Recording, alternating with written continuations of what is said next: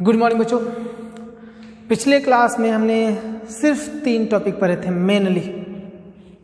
पहला था Snell's law, μ1 sin r equal to μ2 sin r। दूसरा था एक्सप्रेशन फॉर एपरेंट डेप्थ, जब कोई ऑब्जर्वर रेयर मीडियम में हो, सपोज हवा में हो, और कोई ऑब्जेक्ट डेंसर में रखा हो, सपोज पानी में, तो एपरेंट डेप्थ का फार्मूला क्या होगा, ये मैंने ड्राइव किया था, ये आया था फार्मूला। और तीसरा पढ़ाया था मैंने एपरेंट हाइट, मतलब कोई पर्सन डेंसर मीडियम हो, सपोज पानी में, और हवा में रखी किसी ऑब्जेक्ट को देख रहा हो, तो वो कितने हाइट का दिखेगा या कितनी ऊंचाई पर दिखेगा। तो ये H apparent mu into H actual था। ये 3 बात मैंने मेनली यही बात मैंने डिस्कस की थी। ठीक है, आज हम इन तीनों ही बातों पर क्वेश्चंस देखेंगे, प्रॉब्लम्स देखेंगे। आज इतना ही देख लिए, एनफ है। ठीक है, चलिए आते हैं। सबसे पहला problems related to Snell's law, μ1 sin i equal to μ2 sin r पे। ठीक है,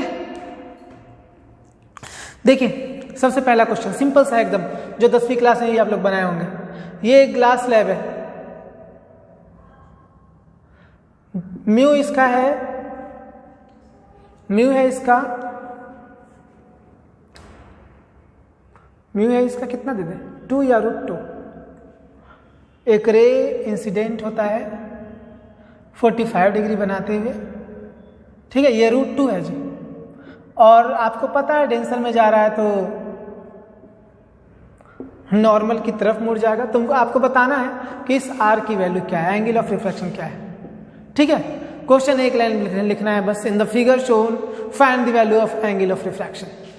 ठीक है, एंगल ऑफ इंसिडेंस 45 डिग्री है, ग्लास का रिफ्रैक्टिव इंडेक्स √2 है, बताना है एंगल ऑफ रिफ्रैक्शन क्या है, ये नॉर्मल है। तो कुछ नहीं करना है, फार्मूला आपको पता है, बस इतना बस पुट कर दोगे, हो गया। फार्मूला पे डेटा पुट करो, आंसर आ जाएगा। ठीक है, क्वेश्चन आप लिख सकते हैं in the figure shown find the value of R या एंगल ऑफ रिफ्रैक्शन। ये ग्लास स्लैब है जिसका रिफ्रैक्टिव इंडेक्स √2 है। तो देखिए कैसे बनाना है, ये फार्मूला लगाइए, हो जाएगा। μ1 कितना है, μ1 उसको कहते हैं, ठीक है, जिसमें प्रेजेंट है अभी रे, जिसमें अभी प्रेजेंट है, एयर में प्रेजेंट है, तो μ1 हो जाएगा 1 sin i यानी कि sin 45 डिग्री। μ2 कितना है, √2, और हमें r पता करना है। ये सॉल्व तो कर सकते हो आप, ठीक है, खुद से कीजिए solve. 1/√2 equal to √2 sin r, तो sin r इक्वल टू हो जाएगा 1/2, hence r equal to 30 degree. हो गया, इतना ही था। Snell's law. चलिए देखते हैं अब नेक्स्ट क्वेश्चन। देखिए दूसरा क्वेश्चन क्या है, स्नेल्स लॉ पे ये सिंपल सा क्वेश्चन।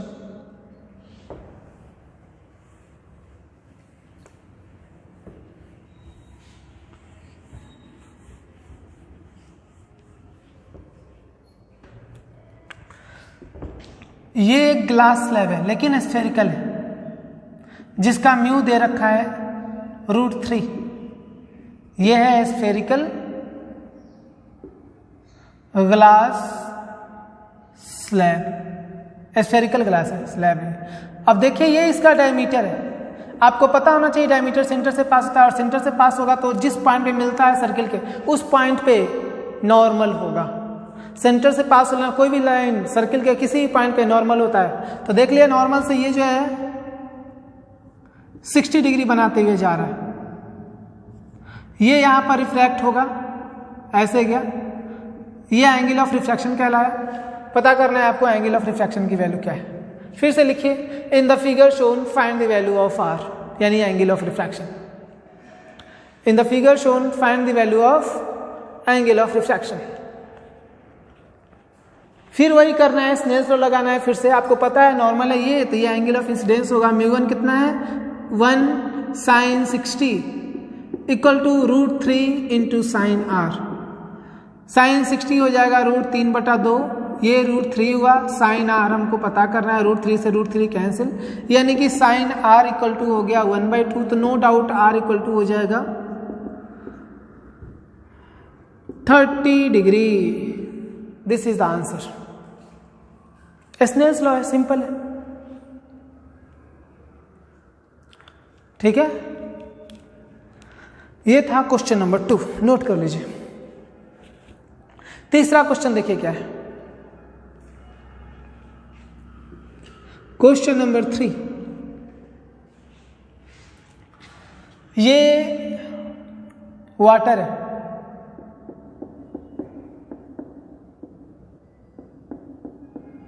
म्यू तो आपको पता है वाटर के लिए 4/3 होता है, ठीक है। एक रे ऑफ लाइट है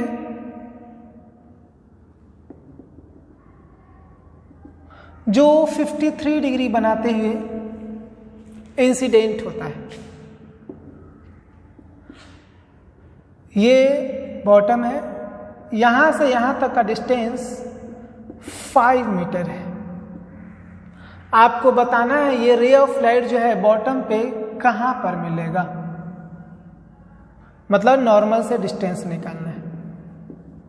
x = what, ठीक है। इसके लिए क्वेश्चन लिख सकते हैं, a ray of light falls on the water surface with angle of incidence of 53 degree. A ray of light falls on the water surface with angle of incidence of 53 degree. Full stop. The depth of the lake is 5 meter. The depth of the lake is 5 meter. Full stop. Find the distance, horizontal distance at which the ray strike the bottom. मतलब यहां पर fall होने के बाद कितने horizontal distance पे strike करेगा बताना है, ठीक है। ये यहां से मेजर हुआ है, इस पॉइंट से हॉरिजॉन्टल डिस्टेंस मेजर करना है। बताइए आप क्या होगा। सपोज ये एंगल ऑफ रिफ्रैक्शन आर है, आर तो पता कर ही सकते हैं, ज्योमेट्री लगानी है, हिंट देते हैं, ठीक है। आप लोग ट्राई कीजिएगा। क्या है, ये आई पता है तो ये आर भी पता है, यूजिंग ए स्नेल्स लॉ आप आर पता कर सकते हैं। अब इस ट्राइंगल में देखिए, सपोज कीजिए कि ये ओ है, ये ए है, ये बी है, इसमें एक एंगल हमको आर पता है, एक साइड पता है, तो क्या ऑल एंगल ऑल साइड पता ना हो जाएगा। बहुत आसान है, ट्राई कीजिए खुद से। ऐसे हम तो बता ही रहे हैं सोल्यूशन, लेकिन अच्छे से आप खुद से बनाओ तो अच्छा है, आप अच्छे से सीखिएगा।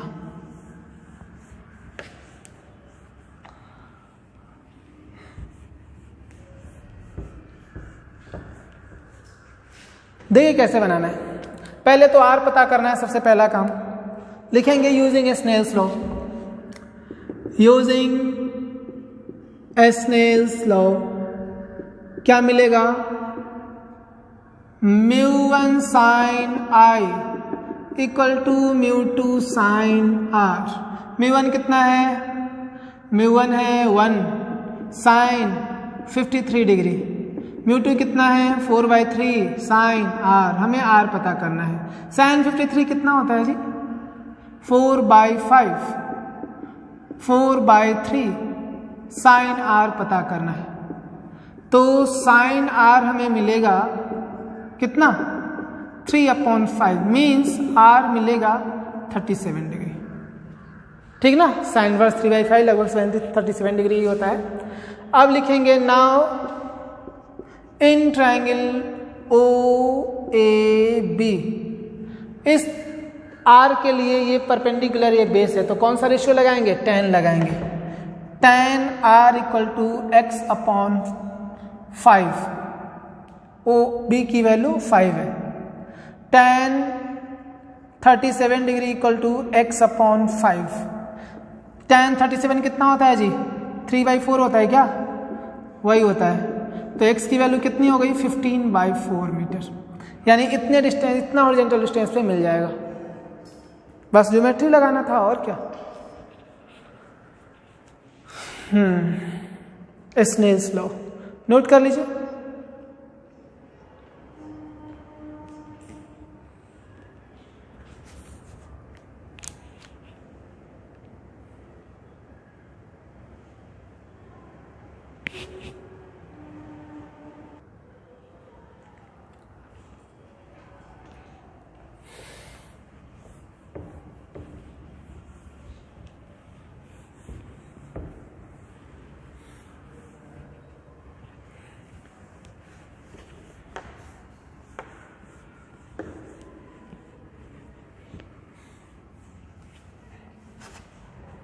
नेक्स्ट क्वेश्चन देखिए क्या है,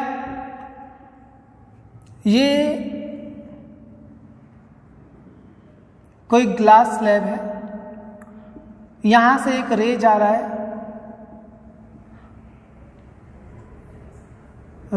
है, वो 45 डिग्री पे जा रहा है, ठीक है। म्यू इसका √2 है। आपको पता ही है कि एंगल ऑफ रिफ्रैक्शन क्या होगा, ठीक है, कैलकुलेट कर सकते हैं। अगली बार यही एक्सपेरिमेंट दोहराया जाएगा, बस एक मॉडिफिकेशन के साथ। अगली बार क्या किए हैं, ये ग्लास स्लैब है, इस पे वाटर का एक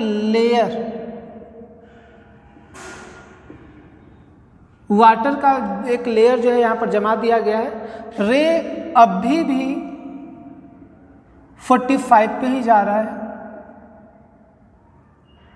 ये यहां से ऐसे जाएगा, ये यहां से ऐसे जाएगा, फिर ये हवा से बाहर निकलेगा। अब बताना है ये R' है, तो R' की वैल्यू क्या है, ठीक है, R' की वैल्यू क्या है। और यहाँ पर हम एक मॉडिफिकेशन करते हैं, यहाँ पे हम 30 डिग्री मान रहे हैं, आपको कैलकुलेशन के लिए आसानी होगी। यहाँ पे भी 30 डिग्री मान रहे हैं, ठीक है। क्वेश्चन लिखिए। क्वेश्चन तो चाहे तो आप एक लाइन में भी लिख सकते हैं, in the 2 situations find the value of R and R', ठीक है, इतना ही काफी है। ये म्यू इक्वल टू √2 है और ये म्यू इक्वल टू 4/3 है, ठीक है ना। क्वेश्चन लिखिए। A ray of light passes from glass to air making an angle of 30 degree as shown in figure first। ये फिगर फर्स्ट है या फिगर 1 है, फिगर 1 है। The reflective index of glass is √2, ठीक है।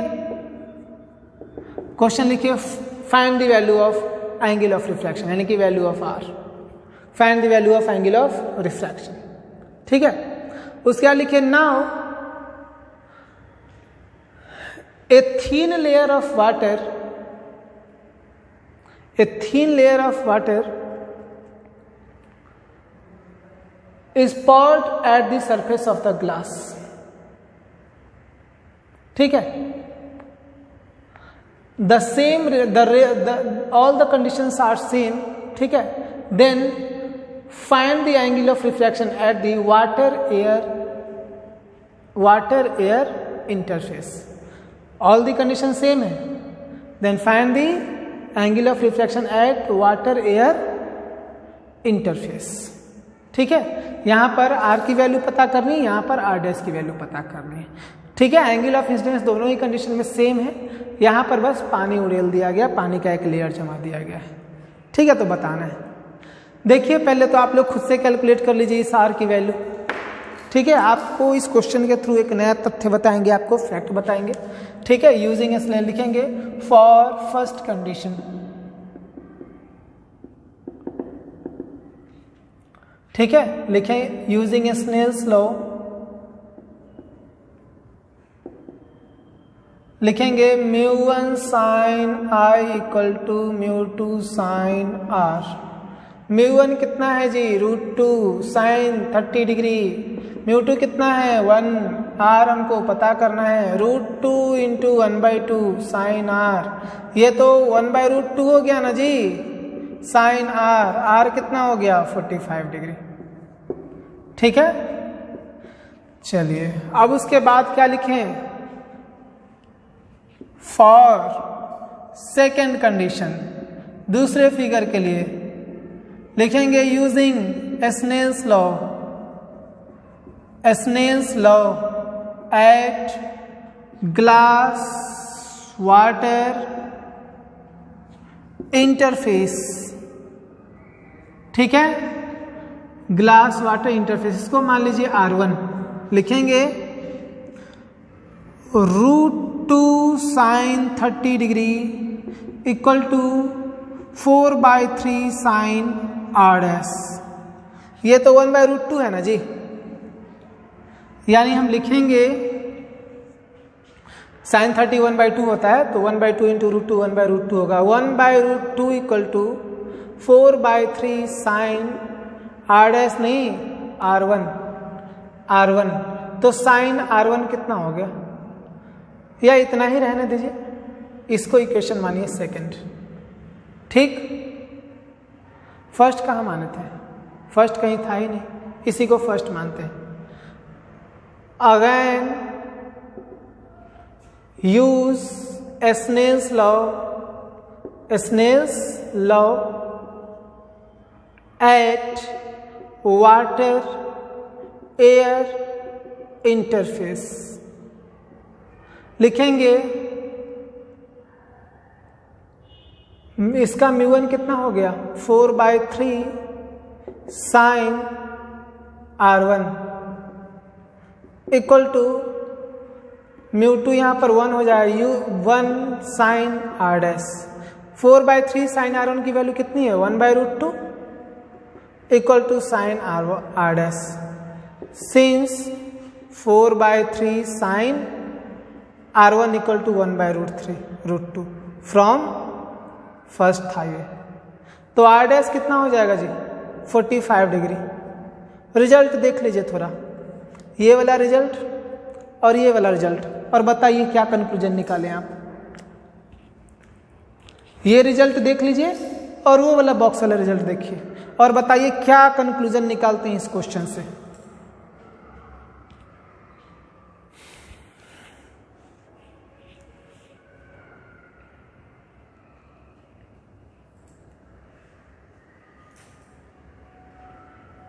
कंक्लूजन देखिए, यहां पर ग्लास से एयर में जा रहा था रे, ठीक है, तो 45 डिग्री था।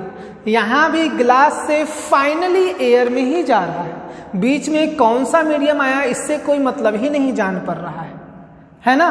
ये ग्लास से निकला था और जिधर जैसे तैसे जाओ के ये एयर में ही निकल रहा है, तो ये उतना ही एंगल बना रहा था जितना इस केस में बना रहा है। यहाँ ये वाटर नहीं दिए तब भी।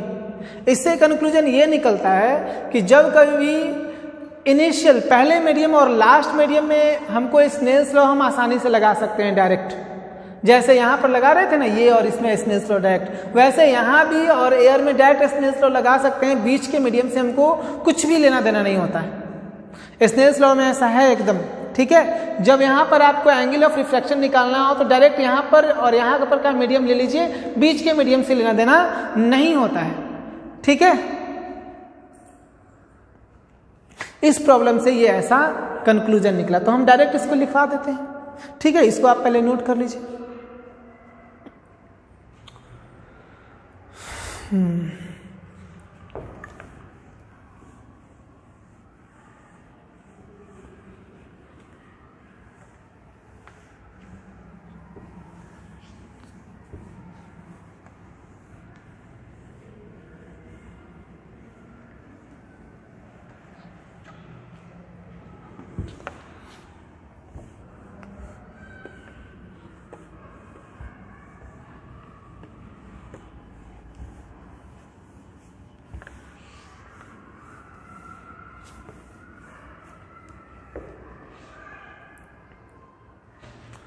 चलिए देखिए, स्नेल्स लॉ अगला टॉपिक है। Snell's law for in case of an different layers of different medium. देखिए क्या करना है आपको। मान लीजिए बहुत सारे मीडियम है, μ1 μ2 μ3 डॉट डॉट डॉट μn, और लाइट रे यहाँ से निकला है, तो बीच के मीडियम से कुछ भी लेना देना नहीं है। मान लीजिए लाइट यहाँ से गया और यहाँ से वैसे निकला बाहर आया, ठीक है। यहाँ पे एंगल ऑफ इंसिडेंस आई है, यहाँ पे एंगल ऑफ इंसिडेंस आर है, तो हम डायरेक्ट लिख सकते हैं इसको μ1 sine I equal to μ2 sine R1, ठीक है। इक्वल टू, यहाँ पे R1 था एंगल ऑफ रिफ्रैक्शन, ठीक है। फिर यहाँ से यहाँ पर जाएगा,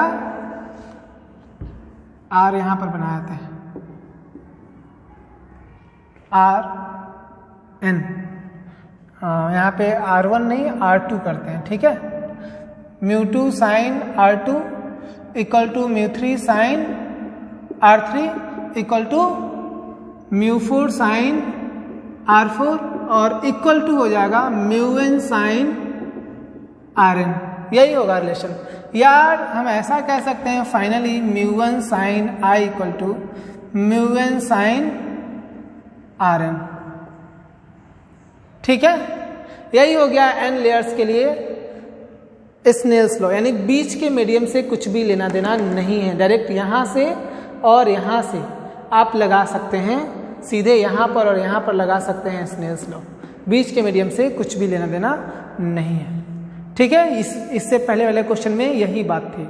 आपको बीच में वाटर भी दे दिए ना, और वाटर देने के बाद पूछा जाता कि बताइए कितना डिग्री बनाते हुए हवा से निकल रहा है, तो डायरेक्ट यहाँ और यहाँ स्नेल्स लॉ लगाइए, यहाँ पर बीच वाटर से मतलब ना है, ठीक है ना। बस यही बताना चाह रहे थे। तो यही था स्नेल्स लॉ। प्रॉब्लम्स तो बहुत होंगे और भी देखने को मिलेगा, देखिएगा असाइनमेंट में। इसको थोड़ा ऐसे कर दो,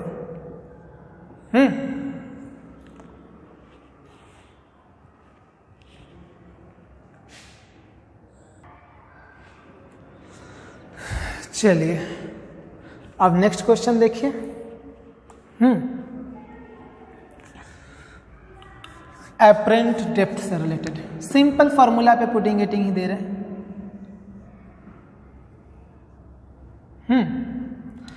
यहां पर एक कॉइन रखा हुआ है, ठीक है। यहां पे एक कॉइन रखा हुआ है, हाइट इसका है 10 मीटर, 10 सेंटीमीटर लेते हैं। पानी से भरा हुआ है ये, तो पानी के लिए तो रिफ्रैक्टिव इंडेक्स आपको पता ही है क्या होता है, म्यू इक्वल टू 4/3।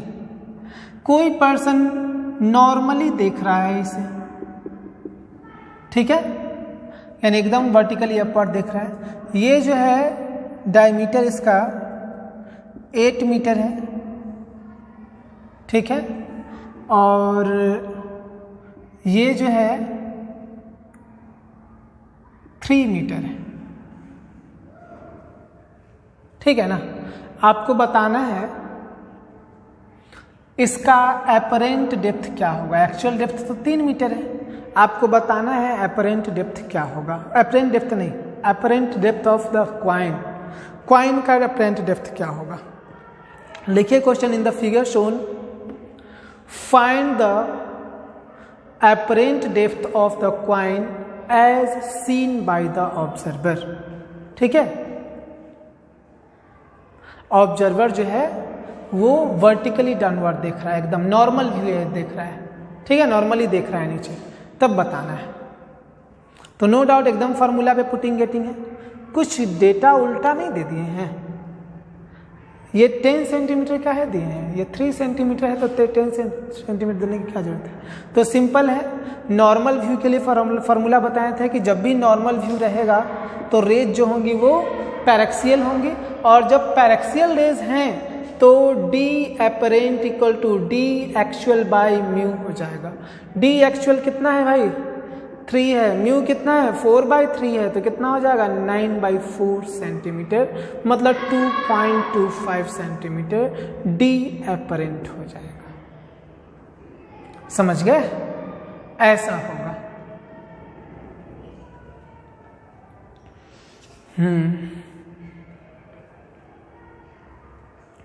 चलिए नोट कर लीजिए।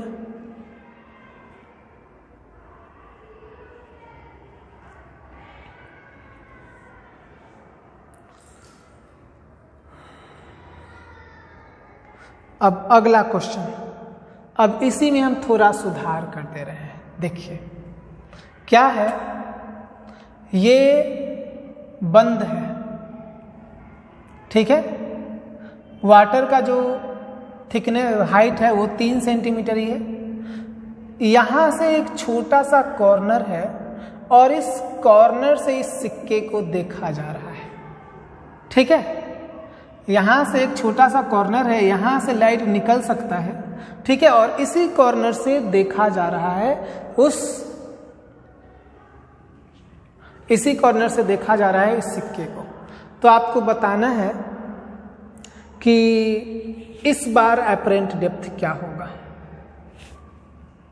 ठीक है, इस बार नॉर्मल व्यू नहीं है, ध्यान दीजिएगा, ये ऑब्लिक व्यू पे कहलाता है। जब कुछ ग्रेटर एंगल बनता है 10 डिग्री 15 डिग्री से, तब इसको ऑब्लिक व्यू कहते हैं। और ऑब्लिक व्यू में ये फॉर्मूला लागू नहीं होगा, इस बात पे एकदम गौर कीजिए। ये फॉर्मूला तभी लागू होता है जब नॉर्मल व्यू होता है, या यूं कहिए कि रेज पैरेक्सियल होते हैं, यानी 10 डिग्री से कम होती है। यहाँ पर ये 10 डिग्री से कम नहीं है, ज़्यादा ही है। ठीक है, यहाँ से जो रेज निकलेंगे ऐसे, ये स्मॉलर एंगल तो नहीं बनाएंगे, कम से कम देखिए ये नॉर्मल के साथ, ठीक है, स्मॉलर एंगल तो नहीं बनाएंगे। जब स्मॉलर एंगल बनाएंगे नहीं, नॉर्मल यहाँ पर ये वाटर सरफेस है ना, तो यहाँ पर जो है वो आई हो गया, वो स्मॉलर एंगल तो हुआ नहीं। जब स्मॉलर एंगल हुआ नहीं तो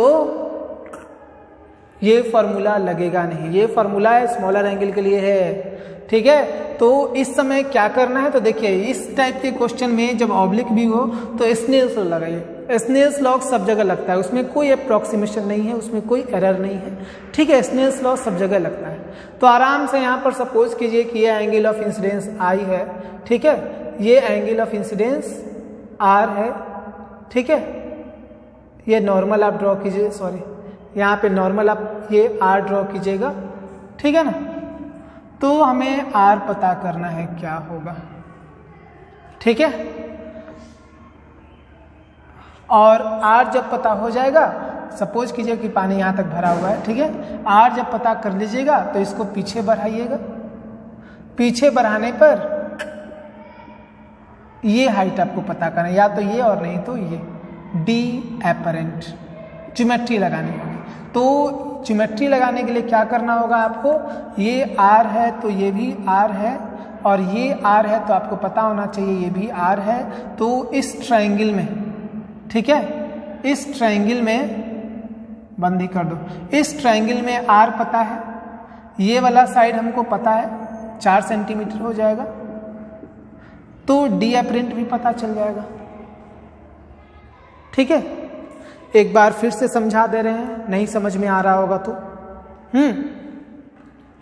करना क्या है, देखिए पहला बात तो ये श्योर हो लीजिए कि एंगल ऑफ इंसिडेंस ग्रेटर है, तो ये फॉर्मूला लगना नहीं है। ठीक है, तो उस समय करना क्या है, पानी जो है यहां तक भरा हुआ है। ठीक है, और जहां पे पानी है उसके जस्ट ऊपर ही एक छोटा सा होल है, जस्ट ऊपर ही, ये बंद है पूरी तरह से, और जो भी डिस्टेंस मेजर होना है सरफेस से मेजर होना है, समझ गए ना। यहाँ पे कोई क्वाइन रखा हुआ है, यहाँ से आप एक रे ले जाइएगा यहाँ पर ऐसे, फिर ये एंगल ऑफ इंसिडेंस कहलाएगा, नॉर्मल से अवे जाएगा, ये एंगल ऑफ रिफ्रैक्शन कहलाएगा। ठीक है, यहाँ से एक सीधा स्ट्रेट रे ले जाइए और फिर उसको ऐसे कीजिए। ठीक है, ये हो जाएगा आर, तो ये भी हो जाएगा आर, और हमें इस आर की वैल्यू पता करनी है। कैसे पता चलेगा, तो स्नेल्स लॉ से पता चलेगा। जब आर की वैल्यू पता चल गई तो हमें ये बी आई भी पता चल जाएगा, यही ना एपरेंट डेप्थ है। ठीक है, यही एपरेंट डेप्थ है, तो हमें एपरेंट डेप्थ ही पता करना है, बी आई ए बी हमको पता करना है। तो लिखेंगे यूजिंग स्नेल्स लॉ, इसको मिटाते हैं। ये यहाँ से यहाँ 4 सेंटीमीटर और ये यहाँ से यहाँ 3 सेंटीमीटर। लिखेंगे using Snell's law, using Snell's law, μ1 sin I equal to μ2 sin R। आपको खुद ही कैलकुलेट करना चाहिए R की वैल्यू। μ1 ये वाटर है ना जी, तो 4/3 है, और μ2 एयर है तो 1 है। 4/3 sin I equal to 1 into sine आर। जरा आई देखिए तो कैलकुलेट करके कैसे निकालेंगे। हमें इस थीटा के लिए ये परपेंडिकुलर पता है और ये बेस पता है, तो tan आई इक्वल टू लिखाएंगे 4/3, तो आई हो जाएगा 53 डिग्री। ठीक है, तो हम लिखेंगे 4/3 sine 53 degree equal to sine आर। ये साइन 53 डिग्री कितना होता है जी? मेरे ख्याल से ये होता है 4/5 इक्वल टू साइन आर। तो साइन आर हो गया 16/25।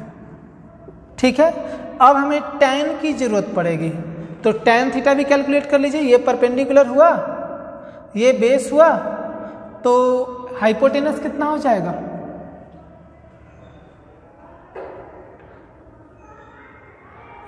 तो हाइपोटेनस, सॉरी बेस नहीं है जी, उल्टा बोल दिए, हाइपोटेनस है। तो बेस कितना हो जाएगा? बेस हो जाएगा root under h² minus p², root under 25 का स्क्वायर माइनस 16 का स्क्वायर।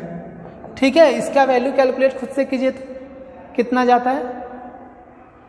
ये 9 गुने √41 जाएगा, यानी 3√41 जाएगा। खुद से कैलकुलेट कीजिएगा, हमने कैलकुलेट करके बताया आपको इतना। ठीक है, a² माइनस b² के फॉर्म में है, तो a² माइनस b² के फॉर्म में है, कैलकुलेट करेंगे तो इतना आ जाएगा b। Hence tan r equal to what? Perpendicular by base, यानी 16/3√41। ये इक्वेशन सेकंड हुआ। आर पता कर दिए, पहला काम आर हो गया। आर का वैल्यू थोड़ा कठिन आया है, हम डेटा ऐसा फिट नहीं कर पाए इसीलिए। ठीक है, लेकिन क्वेश्चन बुक में रहेगा तो ऐसा डेटा रहेगा कि बहुत आसानी से कैलकुलेट हो जाए। तो आर हमारा कैलकुलेट हो गया। अब इस ट्रायंगल में आइए AIB में, लिखेंगे in triangle AIB tan r equal to हो जाएगा AB/D एपरेंट। tan r की वैल्यू 16/3√41 इक्वल टू AB कितना है? 4/D apparent. अब D एपरेंट कैलकुलेट हो जाएगा यहाँ से, D एपरेंट इक्वल टू हो जाएगा 3√41/4। यही है आंसर,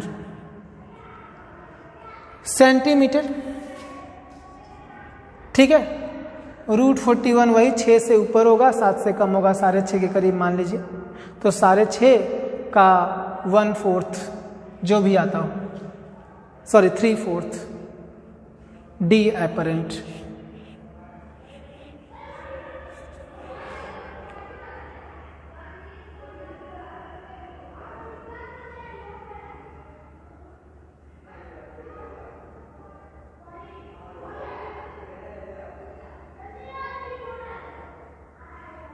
यही होगा, कैलकुलेट कर लीजिए, नोट कर लीजिए।